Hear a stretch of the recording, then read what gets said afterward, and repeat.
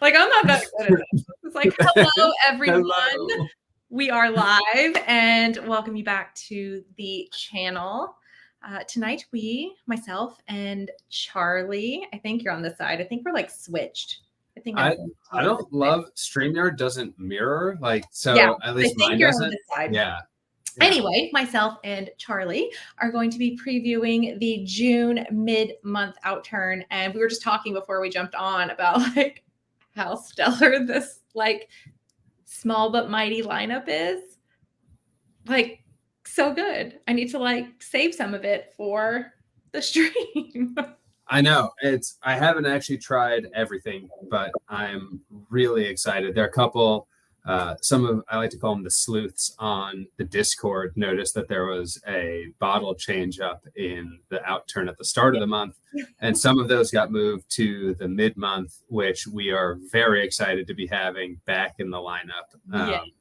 Jenna was just totally geeking out about one of those backstage before we started. You could see us both smiling and laughing, just giddy with excitement to get to try these. So it's going to be a very, very exciting tasting. Yeah, a tasty tasting. A tasty tasting. For sure. But before we get into all the tasty stuff, let's do a quick roll call and say hello to everyone who's here. Ryan Mercer, I was just singing your praises a couple days ago, so it is really nice to see you here. We got Duke McHale, the Whiskey Franco, Sean Spieth. I say Spade, but I don't know. George Kaplan. G-Cap. And yeah, I think we got a few here tonight. So I guess Matthew Welch, hello. Oh, hi. Much like the mid-month Outturn, a small but mighty crew. Yeah, I like it. Curious George. I just imagine whomever you are in like a big yellow hat drinking whiskey.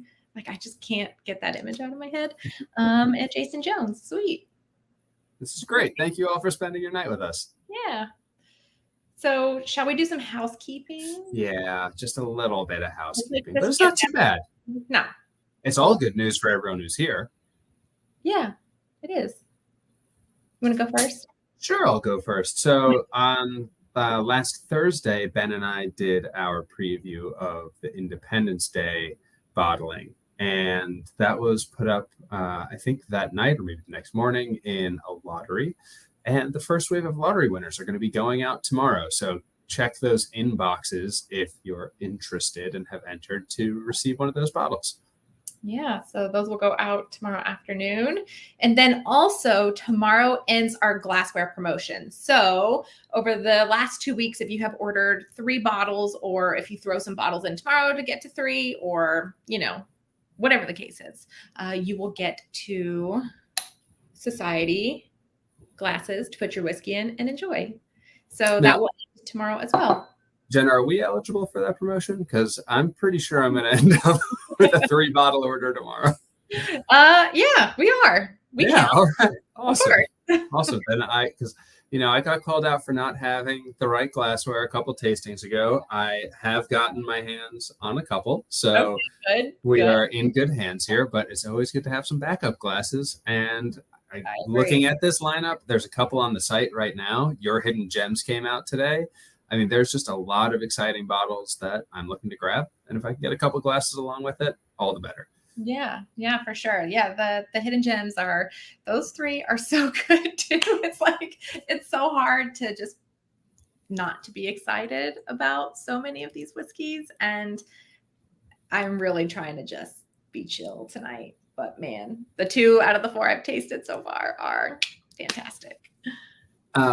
If I can, I know it's not the topic of tonight's conversation, but I did read your Hidden Gems email, and that from the C side to the A&E side is one that I've gotten a couple questions about from members. Yeah. And I actually haven't known much of what to say about it, aside from, it's pretty atypical for a PD Space Eye Dram. It's like kind of just going off the notes, but since that's one that you kind of picked out for the month, I'd love the opportunity just to hear from you. And then if anyone else either checks this out or asks in the future, I'll know what to say. Totally. So let me hold on.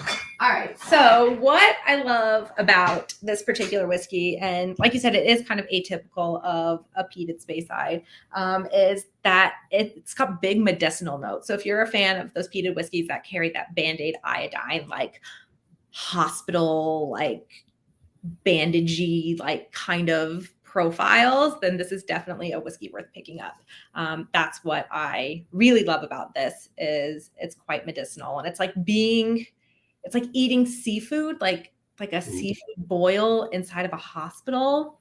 Like That's an awesome description. and then there's So it's like got all the coastal notes too. yeah, it's got like all the coastal. It's got really nice minerality. There's like a good dose of like flaky sea salt in there.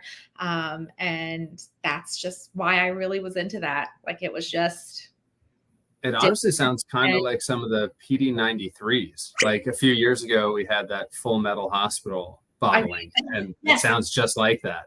Yes. And even just smelling it like out of the bottle, I mean, it smells.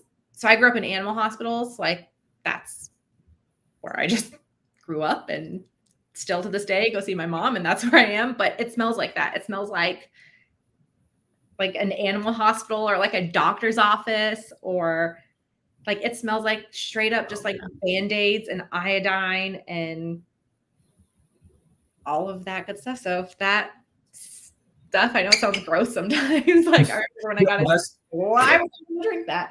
I love that you have to say like in a good way. It smells like bloody bandages in a good way. In a good way. In a good way. It's really That's good. awesome. Yeah. I think I'll be throwing one of those on my order tomorrow. Yeah, it's quite tasty. So awesome. All right, let's get to what we came here to do. Let's do the thing. Let's do it. All right. So I mean, it feels weird kind of starting off with this. We're doing it completely wrong. I mean, first off, we're starting with something with a red top. It's sherried. I mean, this is just not the normal way we do these kinds of things. But you know what? We got to set our own agenda. We got to pick our own lineup. And we both agreed, we conferred ahead of time. It was like, yeah, we're starting with the big guns. Let's go.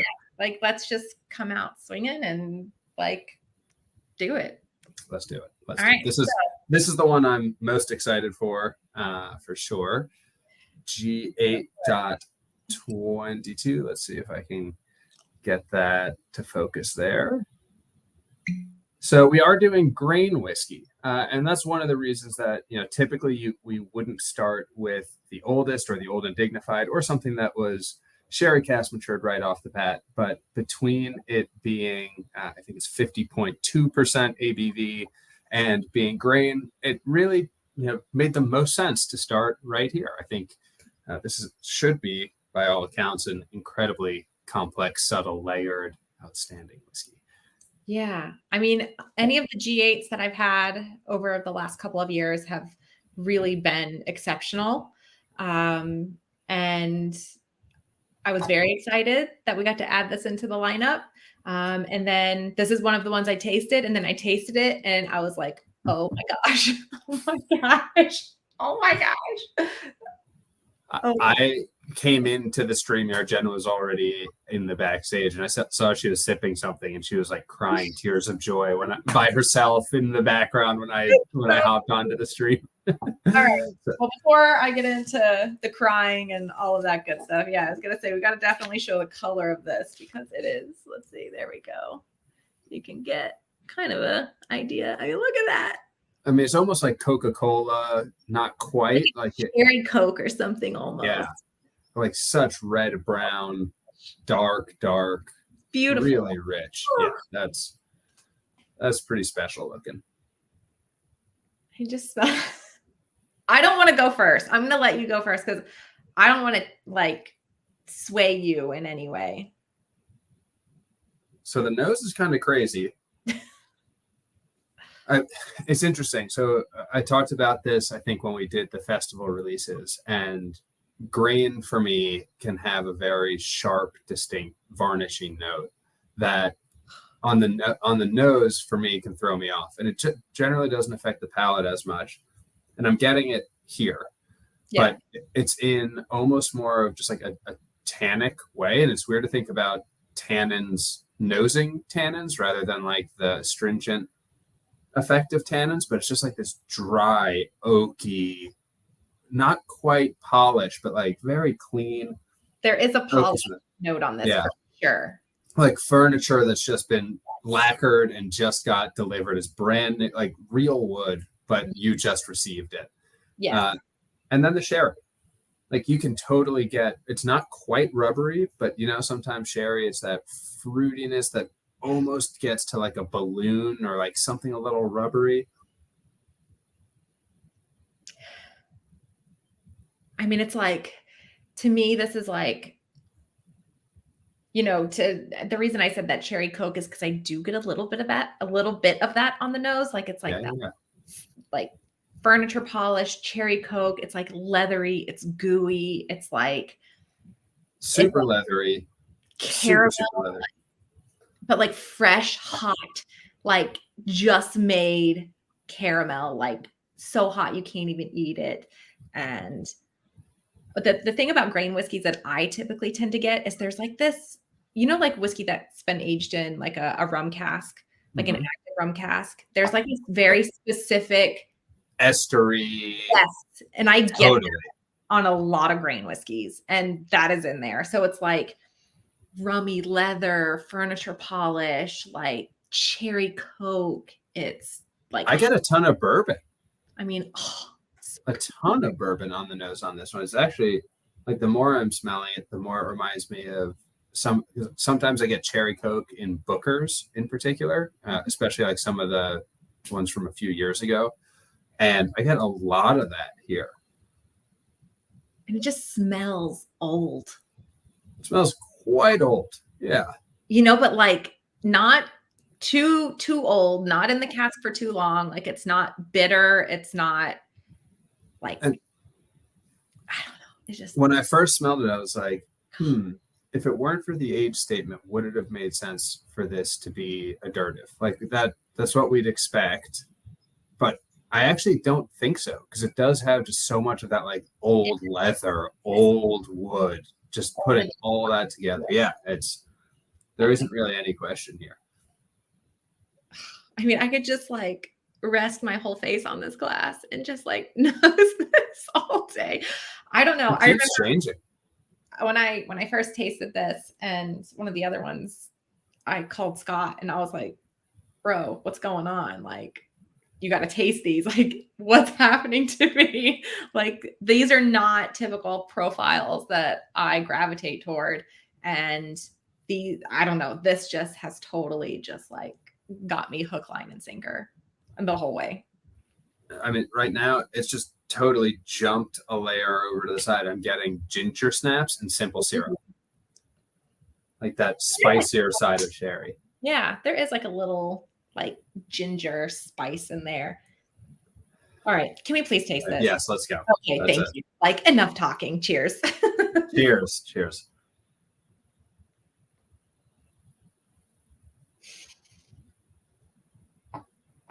Whoa. Whoa. Home run. Home run. This.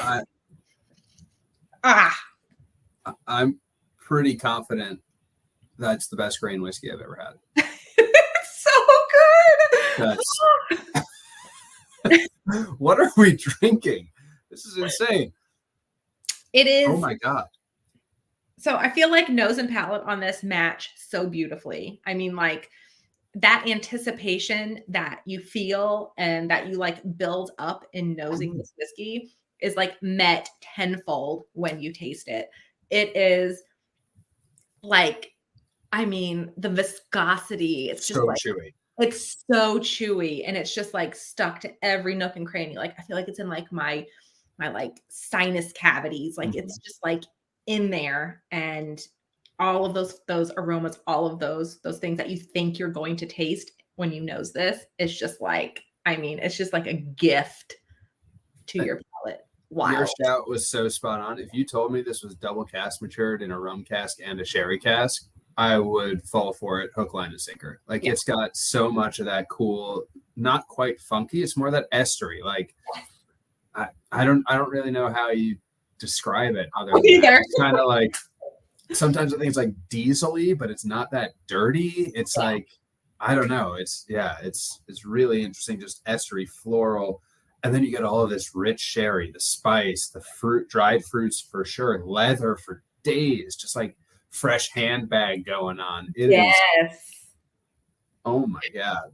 It is. This whiskey is like, when I first tasted it, I was like, okay, opening it up, I'm like, I really try not to put a lot of expectation on things. And I was like, oh, it's like Oloroso, which, sherry cask whiskey I love, whatever. But like this, I tasted this and I was like, oh my gosh, like by myself in here, like, just singing its praises from my seat here like a crazy person. But I was like, this whiskey is so good.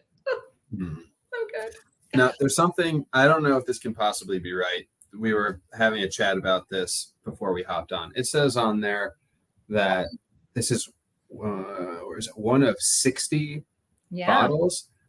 And there's always the possibility that that could be a typo, or as my friend James Cohen suggested, it's highly possible that the folks over at the Vaults, when they were tasting this one and deciding to bottle it, just realized it was too damn good and had themselves one hell of a night, and we only got what's left.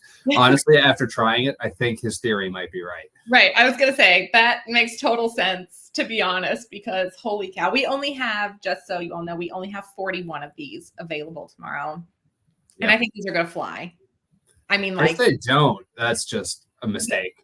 Honestly, which is fine, because then we can get some. Because I would buy a bottle of this without question. And for that price, at a 32-year-old whiskey like this, like with this kind of like, there's so much punch to this whiskey at its age. Sometimes when whiskeys get kind of older, you're like, oh, is it going to be too soft? Am I really going to get like that experience of having a cask strength whiskey? Like, are all of those like aromas and those flavors going to really hit the mark? And without question, this just does it all.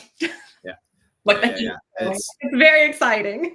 So what do you think about the proof on this one? Because 50.2 natural cask strength, of course, which I find, even if something's low ABV, if it's cask strength, still has all those oils, still has all that just sort of that body to it. It's constructed differently, even if it's the same ABV.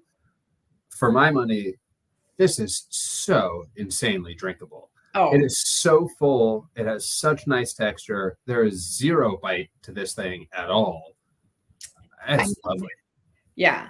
This is definitely like a whiskey that if you have like friends come over and like you want to really impress them, like really kind of blow their mind, like this is the one. Maybe you don't, because you just want to keep all for yourself.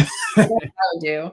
I mean, I don't know. I've already shared this a lot just because I thought it was so fantastic. Like I couldn't wait. I was like, you guys, you have to taste this. But I'm going to just tuck the rest of it back there and not tell anyone I have it. I think the other cool thing with this is you could throw anyone for a loop and they'd think it's amazing. You pour this for a bourbon or a rye drinker and they'll be like, oh, damn, that's incredible. You pour this for a Scotch drinker, they'll be like, damn, that's incredible. Someone's like so snobbish in that Japanese whiskey because of its delicacy and how it's like so perfectly layered and constructed. They'll be like, oh, wow, like where did this even come from? Because it defies expectation because it's grain with that much maturity, and then the double cask maturation. You don't really there aren't many ways to explore something like that outside of the society or a very select few other bottlers. It just doesn't happen. No. So yeah, I think people would be really confused and blown away in the best way by this. Yeah, I'm so impressed with this whiskey. Like I do really like our single grain whiskeys. Especially these, as they get older, there's just a magic about them. That's just so different and so unique than any Scotch or single malt that you would have at, this age. It's just different. Like it just hits different, and yeah, this one's just delicious.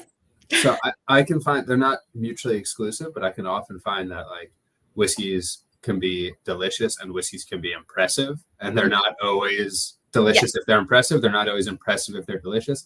This one is unquestionably both.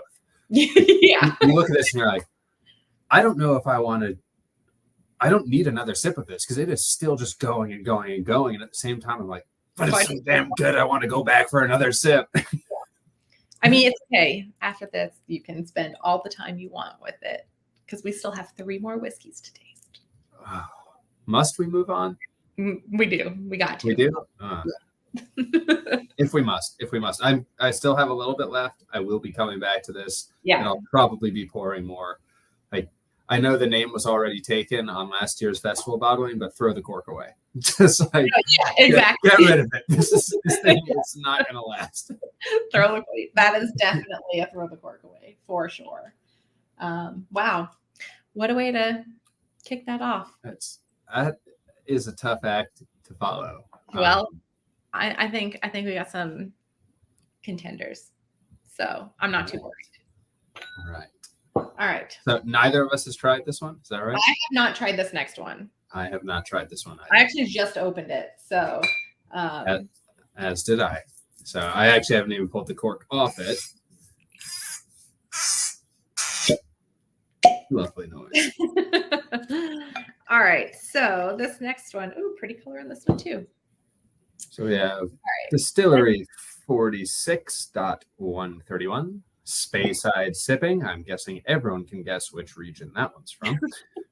This is a spicy and sweet, 9 years old, first filled barrel. We're at 64.6% ABV, and it's going to hit the shop at $110. I've been quite a fan of this distillery, to be honest.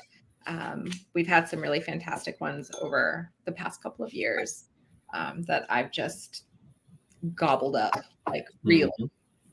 These in like ex-bourbon or like recharge, like, hogshead. I mean, so good. And this distillery has a lot of range. That's one of the fun things with it, between different cask types, or even if you're just rocking a first fill. Like sometimes it can be so like tart fruity. Sometimes it can get more like rich and bready. It's got a lot going on. Yes, lot of depth of character. Could go all sorts of ways. I agree. Now, I know you're not normally one for water, nor am I, but there are occasions that call for it, of course. Going from 50% to 64.5%. I obviously I'm going to give it its due on its own, but it seems like a candidate, 9 years old, 64.5%. Water might help. I have to say that in just nosing it, I'm not getting I wouldn't think this was at 64.6%. Like, it's definitely not aggressive on the nose in any way. So, I mean, I'd venture to say the nose is light and delicate. It's really soft. Yeah, it is quite soft. And there's God, what is that? It's like if you had a bouquet of freshly cut flowers and you sprinkled white pepper on top of them. Oh, I like the sound of that. That's what I'm getting on the nose of this. So I was getting fresh washed linens hanging on a line out in the garden. I can think about my grandma house in southern Sweden, farm country, used to have the little thing where they'd hang the laundry outside, and just that in the breeze with the garden on the side, maybe a berry bush or something. Yeah. There's there's a berry thing to the side for sure. Yeah. I do like that linen note. That's a good one. Yeah, it's just some laundry. Yeah. That's a good. I like that. Which for me also might be why I'm associating it with light and delicate, because that's one of the things that flavor profile I often get in it, and not really from others. Yeah. Okay. Man. It's starting to grow up a bit, or big up a bit. I'm getting more nougaty, bready. It's starting to get a little thicker and heavier. I can definitely agree with you on that. It does smell like it's going to have some weight. I'm still getting there's a white pepper or a salt and pepper, something I would put on French fries or something. I don't know. There's something happening on the back end of this. All right. Well, So Whiskey Franco, I actually never even noticed this before. So Distillery 46 and Distillery 64, which are not only neighbors, but each of them they operate in 6-month shifts, and the same crew manages each of those two distilleries. They go back and forth, which is really cool. But I never noticed that they're also palindrome distillery numbers they in are. society labeling, which is another nice connection that those two distilleries have. There's mirror images of one another. All right. I'm tasting this. Let's go.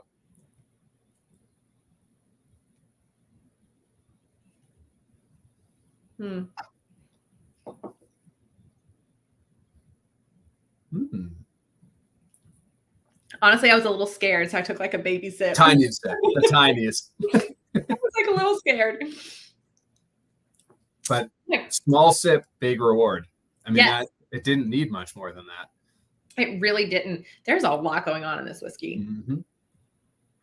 Like a lot.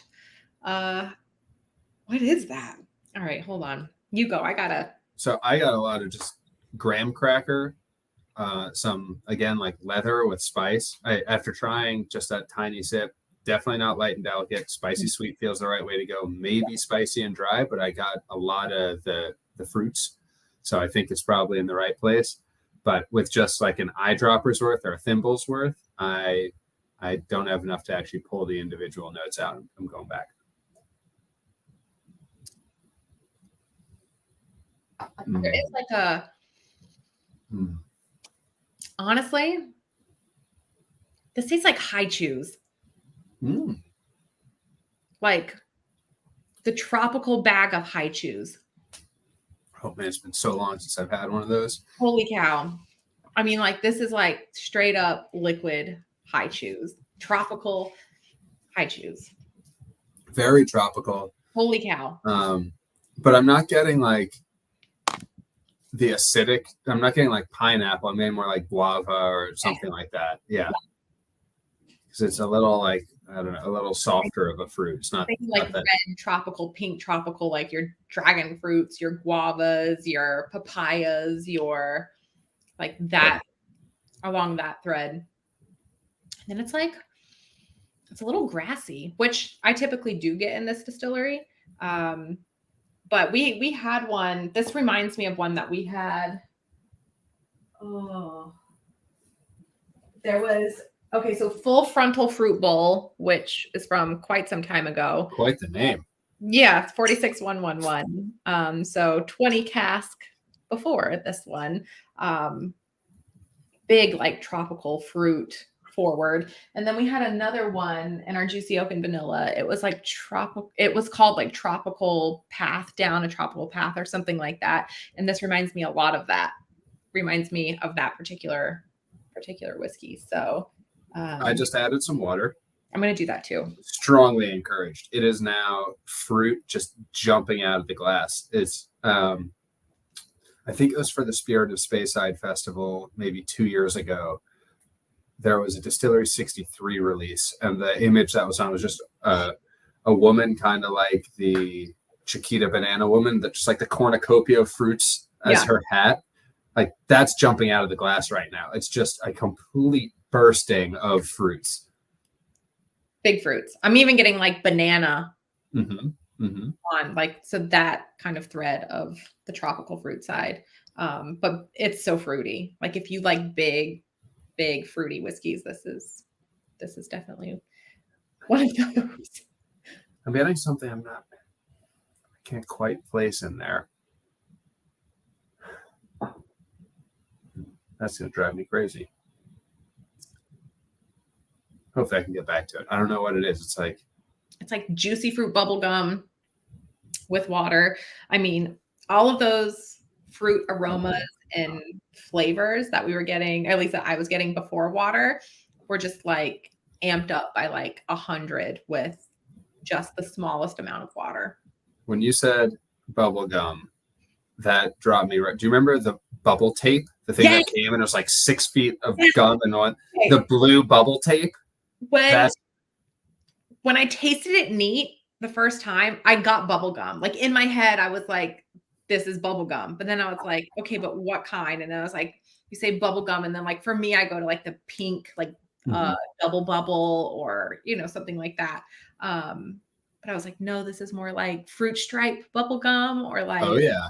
you know, like, Yeah.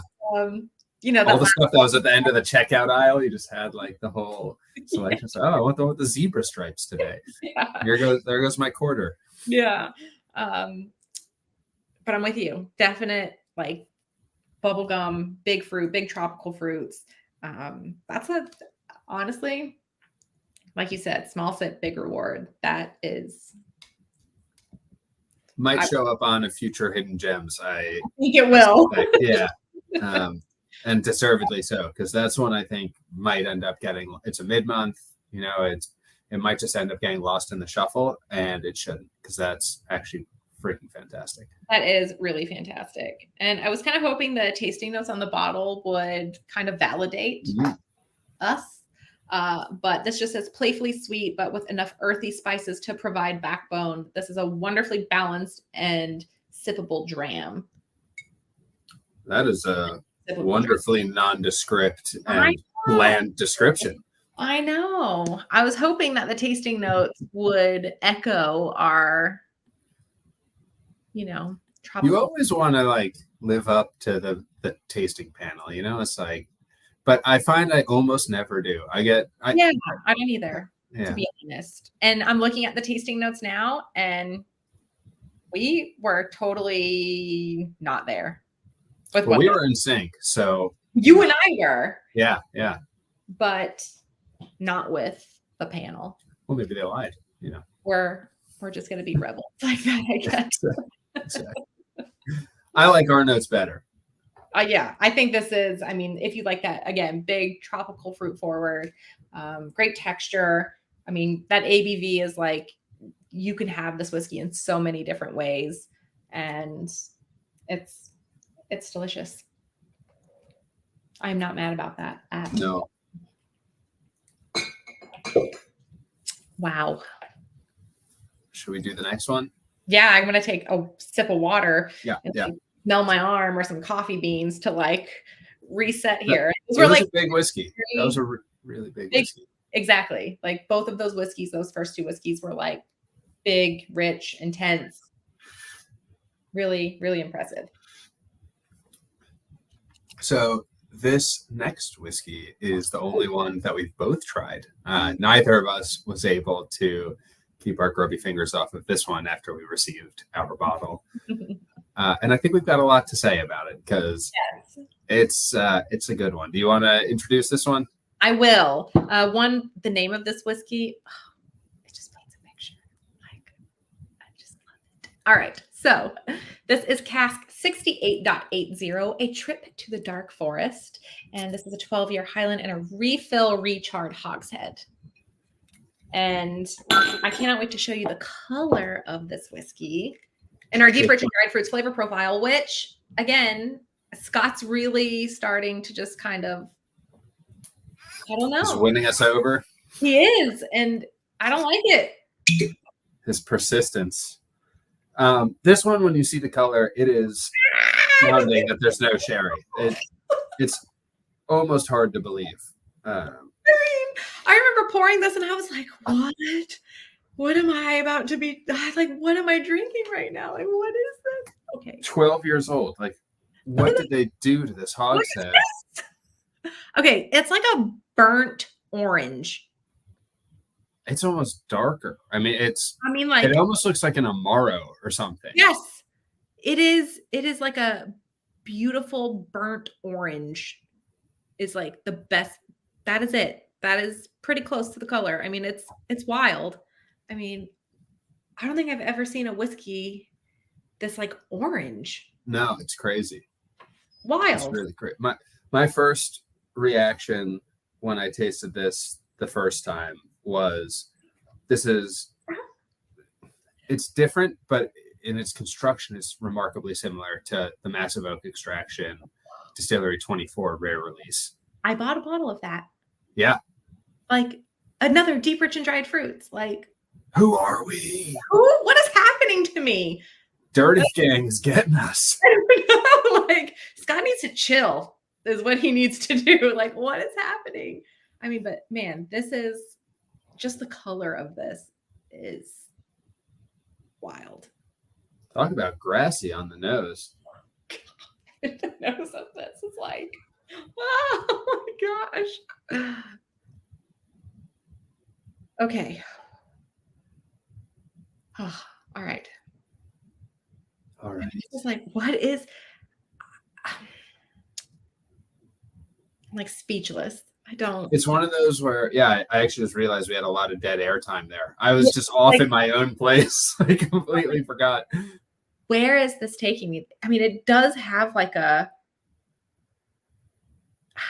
okay, if you were to nose this blind, would you be like, oh, this is a whiskey in this? Like this could, I think, fool you. In a lot of ways. Yeah, you may nose this and be like, what actually is this? I would think it's older for sure. I'm getting a lot of leather, and interestingly, like sometimes you go on a boat and it's got like something between like a mix of leather and vinyl, like the way the seats are made on a boat to keep them waterproof. Yes. It's a little bit of that. It's like a oddly specific note. Yeah. A little fresh flame is in there. I'm with you. I like where you're going. It's like a little funky, and that always had tons of oak. I mean, tons and tons of oak. Yeah, but there's like I don't know if it's like the color that's messing with my head, but there is like it's like, yes, like an Amaro, but like a orange, bit like blood orange, like liqueur of some kind.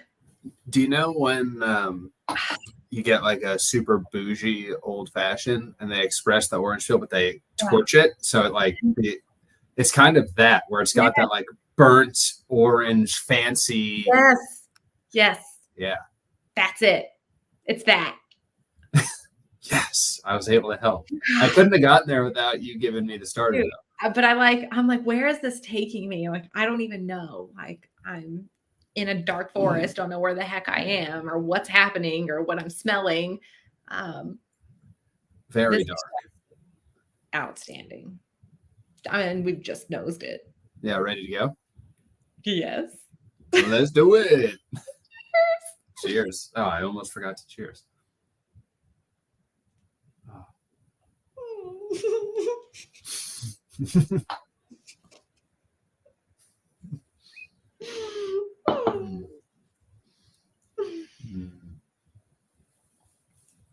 Hot damn. All right, that is one of those special reactions. So you go first. Okay. She's losing it. I'm losing it. All right. So, I mean, this is like, man, what is happening? My cheeks are starting to hurt from smiling. Okay. I love it. Seriously though, like I remember when I first tasted this, I called Scott and I was like, Scott, I was like, one, I have to somehow get this whiskey to you because you are going to absolutely lose your mind over this. And I mean, it's like, there's like a coffee, like an espresso coffee note on the end of this. And it's like every kind of like dark fruit berry, like black cherry, like big time black cherry. Yeah, like black cherry chocolate coffee. I mean, like, it's just so rich and decadent. And I mean, like the way it feels on your palate is just like, it's like silky, like velvet on your palate. And I have to say, this may be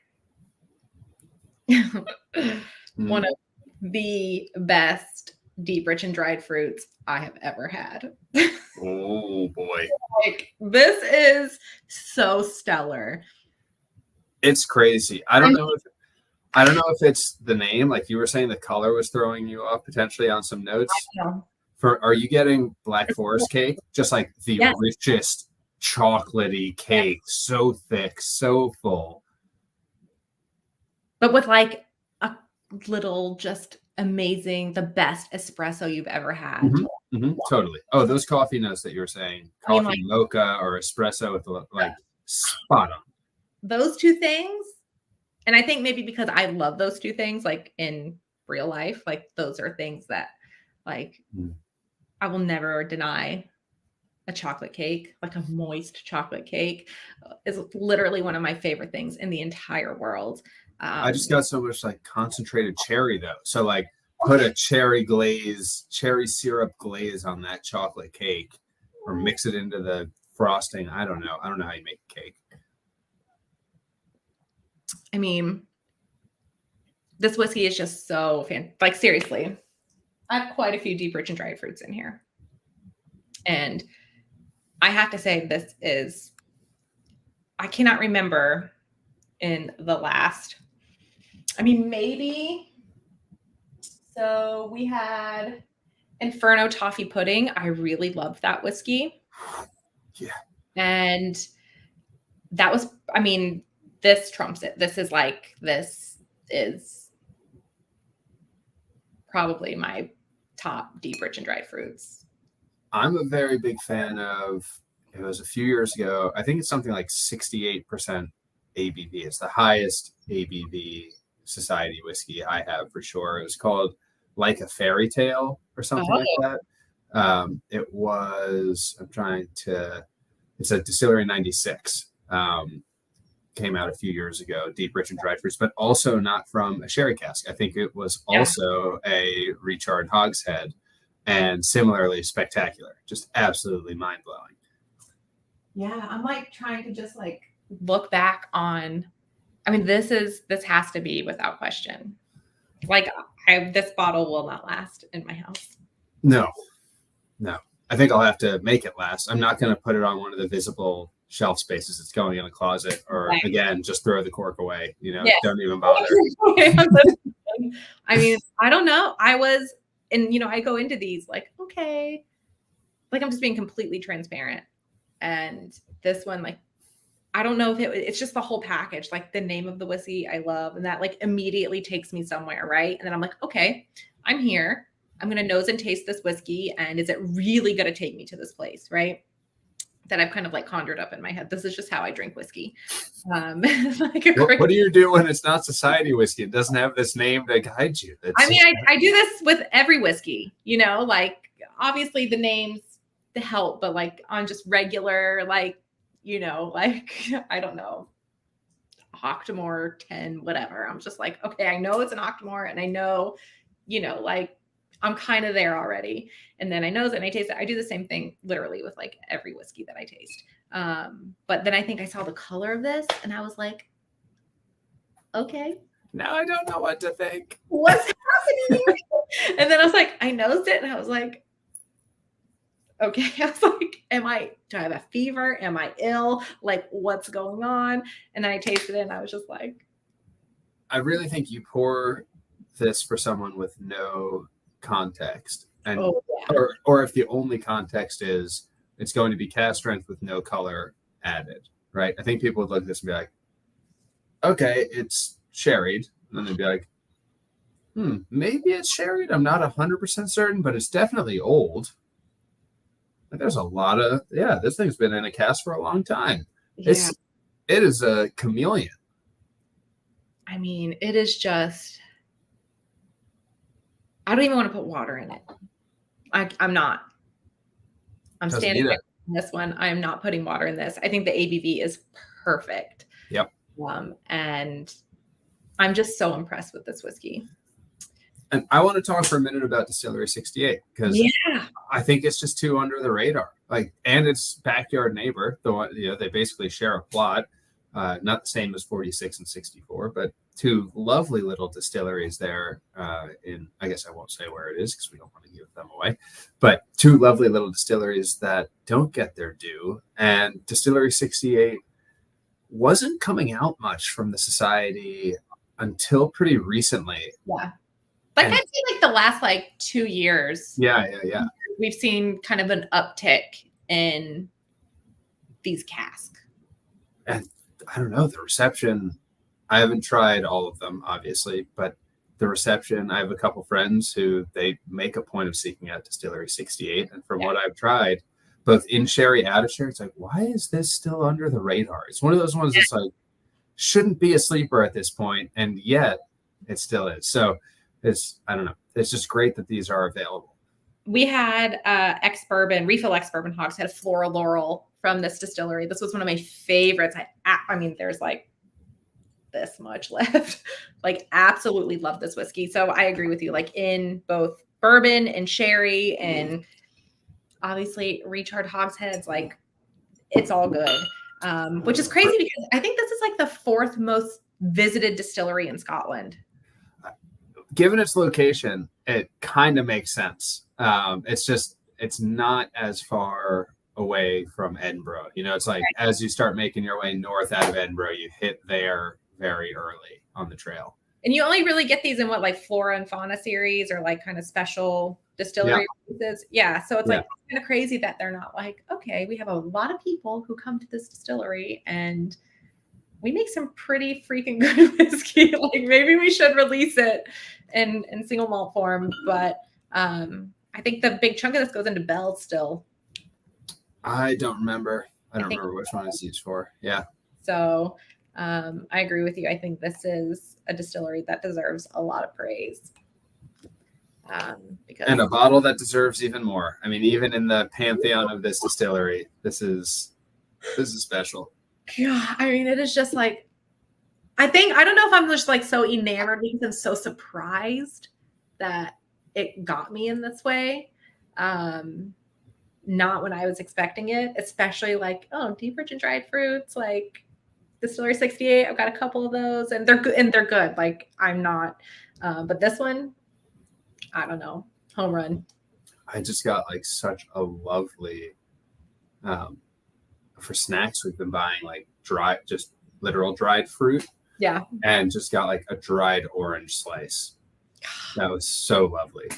Citrus isn't something I normally get in malt. And that was just lovely. Lemon, if anything, I guess. Some Islas and stuff. But I feel like we need to like intermission or something. Yeah, let's just black out the stream, give us a 30-second reset. I need like a couple of I don't know, just meditate for a few minutes, reset my brain, and get ready for some peat. Speaking of peat, shall we? Let's do it. But it is not peat of the Isla variety tonight. We started talking about Speyside peat. We have touched on Isla in the conversation, and yet it is Highland where we will end the night. I'm a big fan of Highland peat. Yes. So I am never mad to have a Highland peated distillery. There was a question about if we'll see any Distillery 79s in the future. That's a good question, and one sadly I cannot answer at the moment. No. So sorry, I do not have an answer for you on that one. All right.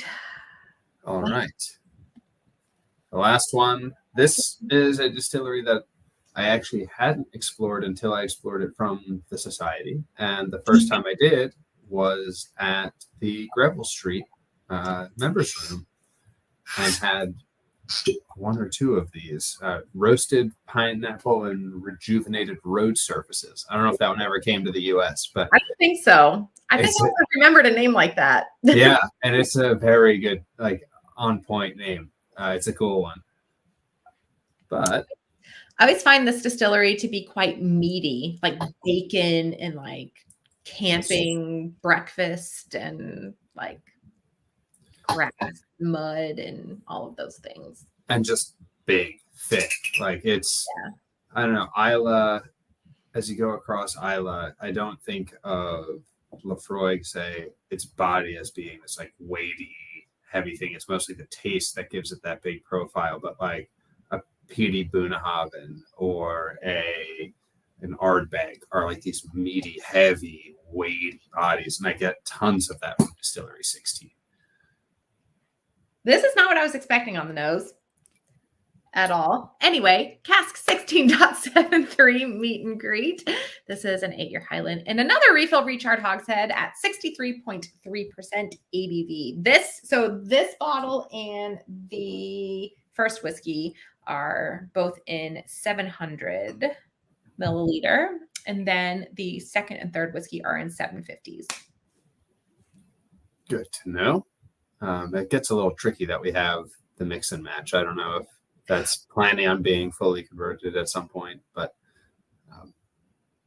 eventually it will be, all 700s. Yeah, makes sense. Okay. This has been like 8 different things in just the time that I've been nosing this. At first, it's like peated butterscotch. And it's not like super meaty. It's not like I'm not getting like bacon and meats and like char, like the things that I typically find in this distillery. This is a little different. Interesting, because I fully am. It's like really? It's like hot dog, 4th of July. It's like hot dogs. It's like sausages, hot dogs, all on the grill. And I don't think I've ever described a whiskey with hot dogs. Really? No. Oh, I get that like probably too often then. Oh, that's awesome. Now I'm just like thinking like hot dog water. Not the most appealing sounding. No. In a good way. We're back to I mean it in a good way. No, that sounds like way worse than like Band-Aids and iodine. Hot dog water. I didn't say the water, actual hot dogs. That's just what I keep thinking about. All right.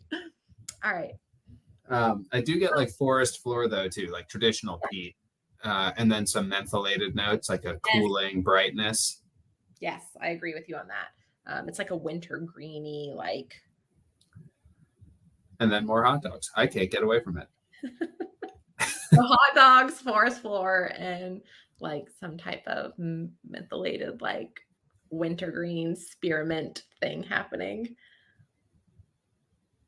Oh, Someone dropped their hot dog into a patch of mint on the side of their forest trail. That's it. There you go.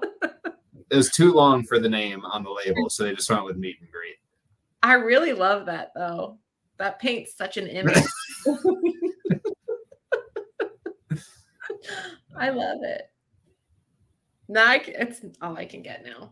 All right. I'm gonna taste. All right, me too. Cheers. Cheers.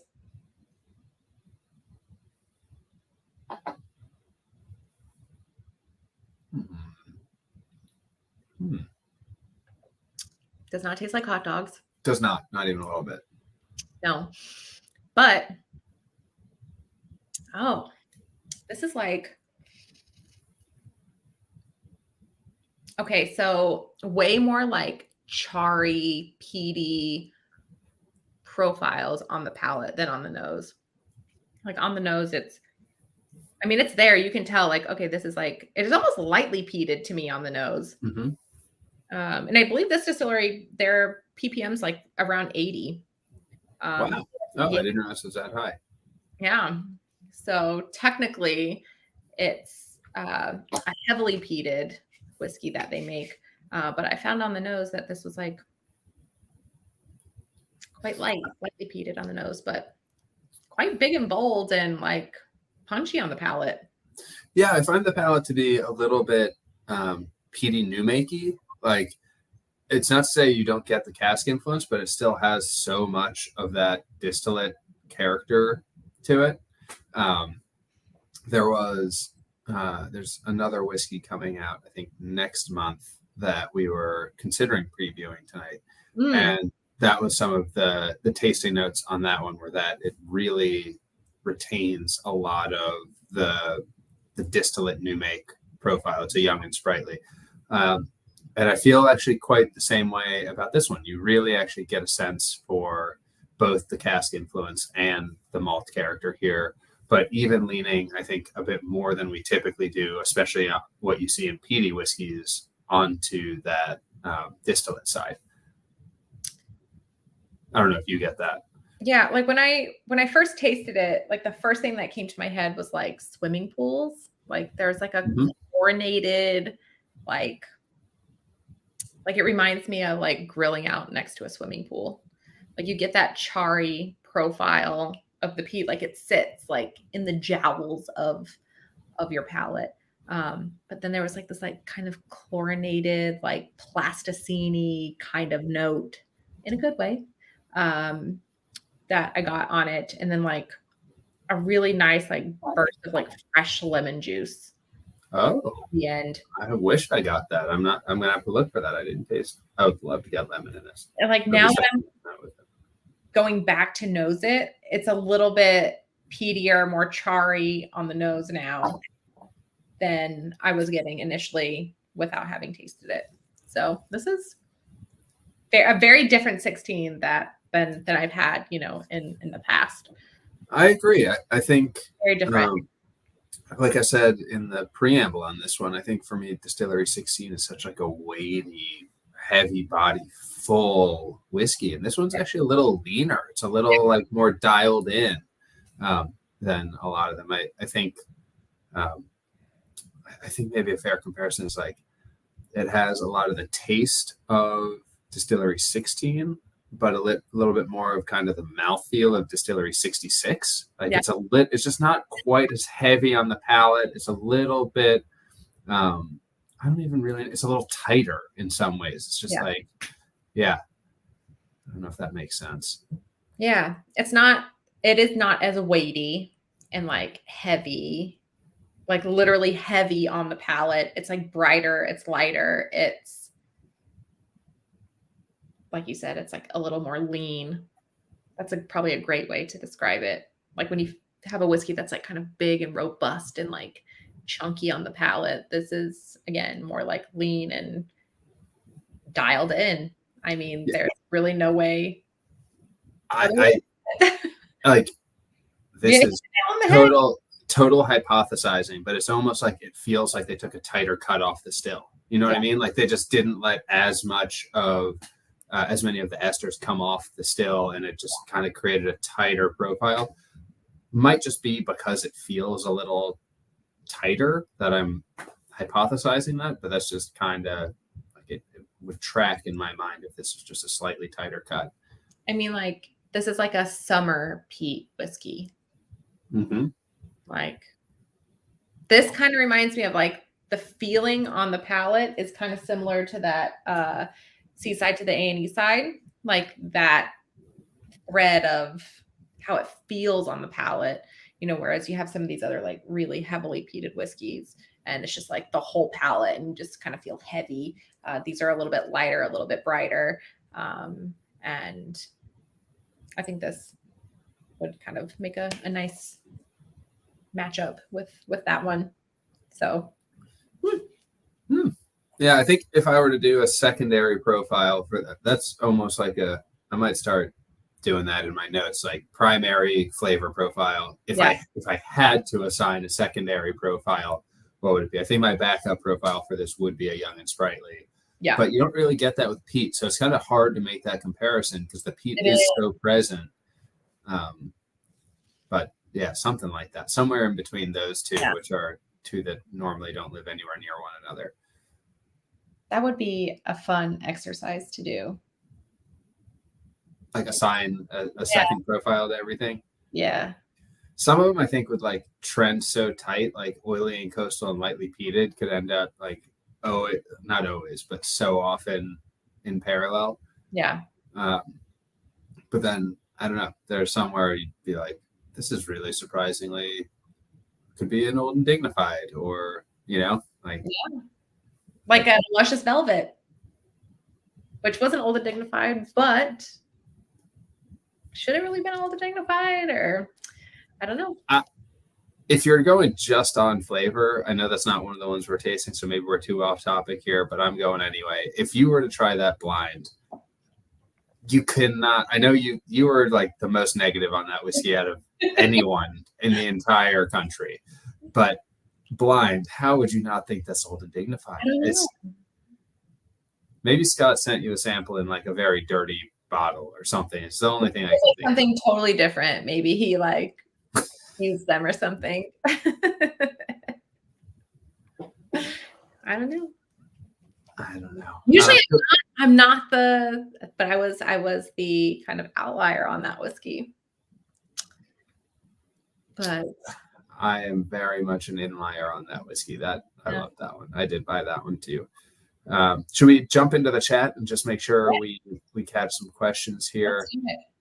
Maybe my favorite comment I've seen come through here is that we need a new SMWS flavor profile. I think it was Whiskey Franco talking about the hot dog water profile with a light brown topper. That I don't think I could even float that one to the vaults. I think I might lose my job if I did that, but I personally love it.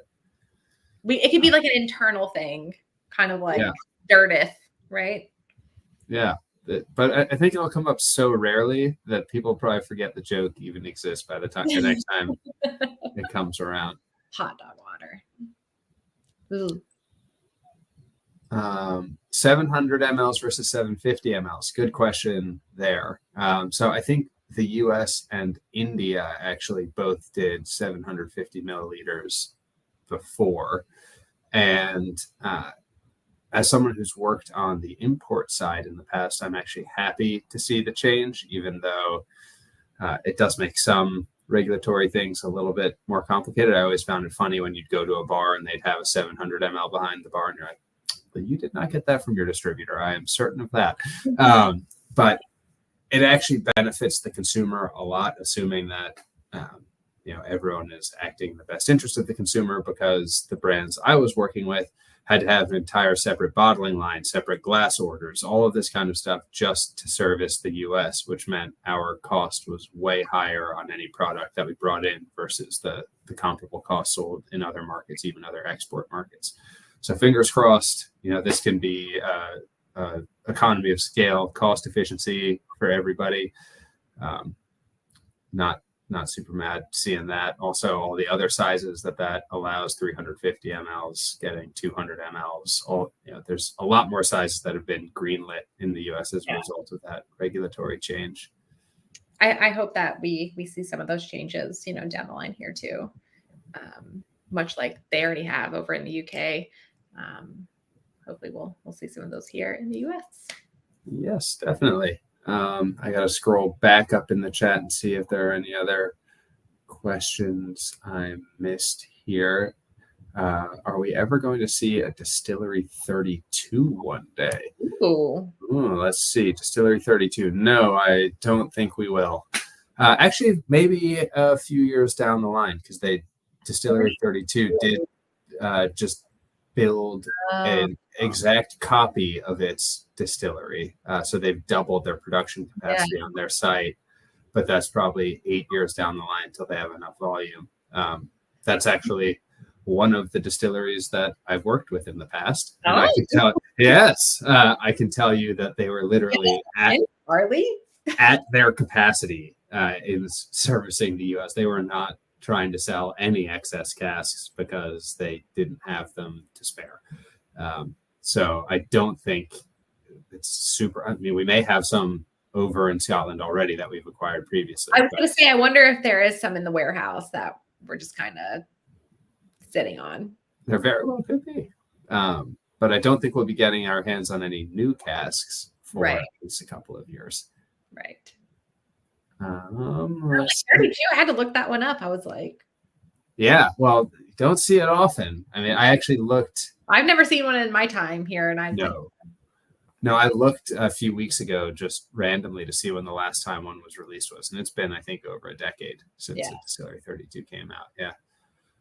And I don't know. I think that might cover the questions. If we forgot anyone's question, drop something back in the chat. Yeah. Well, that's happening. Let's kind of just go through everything else that we or everything that we tasted tonight. We don't have a list. We've tasted everything that's getting released tomorrow. So 4 bottles tomorrow, 1 o'clock Eastern time. So up first, we had Cask G8.22 Age and Refinement. This was a 32-year. That was in ex-bourbon hogshead for 29 years. I'll throw the banners back up so you can see them. And then went into a first of all Spanish Oak Oloroso hogshead at 275. I mean, this whiskey is amazing. So only 41 of these here in the US. We still don't know if there were only 60 bottles or it's a misprint. Maybe there were 160. We don't know. We'll try to find the answer to that. Maybe we can share that in the Discord channel once we have an answer to that. And then next up, we have our Distillery 46.131 Space Side Sipping. That is from a first fill barrel, 9 years old, spicy and sweet. There are 60 bottles of that one available, and it will be $110 tomorrow. Sweet. And then up next we have 68.80, A Trip to the Dark Forest. Woo! Maleficent in a glass. Whatever that tastes like. Delicious. So 12-year refill recharge hogshead at 56.2% ABV, energy rich and dried fruits flavor profile. And then lastly, we have 16.73 meet and greet, an 8-year-old peated whiskey in a refill hogshead from the Highlands. It is going to be 66 bottles here available in the US for $110 a piece. Sweet. That's it. That's the tea. Jenna, I am going to ask you a difficult question here to close out the night. You might already know what it is. All right. But I think we both kind of lost our shit. A little. Yeah. So if you could only have one. Dude, that's hard because it's like, well, if I want to, I don't know. Okay, actually, I will say probably the grain. One, because to have a whiskey at that age, I think in itself, whether it's a single grain, a single malt, whatever the case is, I think that it's a treat and a rare privilege to have a whiskey at that age. And I think it's just something really special. And to have something that special and also have an experience in both aroma and flavor like it gave, I think is just like that's such a rare opportunity. And so I think that's what I would pick. I know that's what I would pick. It seems to me like the one that is going to be really hard to get something else that's even like in the same lane. Right. Like I think the Distillery 68 is an outstanding, like top of the mountain example of a flavor that we chase and have a lot of things that kind of play in the same lane but aren't quite as exemplary. Yeah. Whereas this G8, I don't know the last time I had a whiskey that tasted like this. Yeah, I'm with you. And I chase all the weird, all the interesting, all the crazy, but it accomplishes that while also being freaking delicious. So I'm with you. I think it's the G8.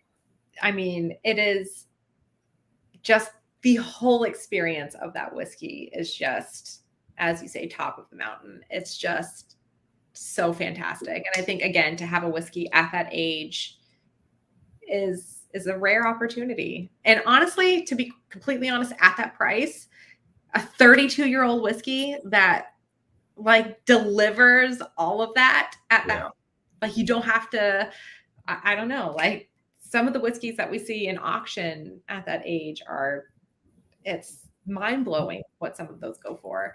And I just think that whiskey is so special. And again, a rare opportunity.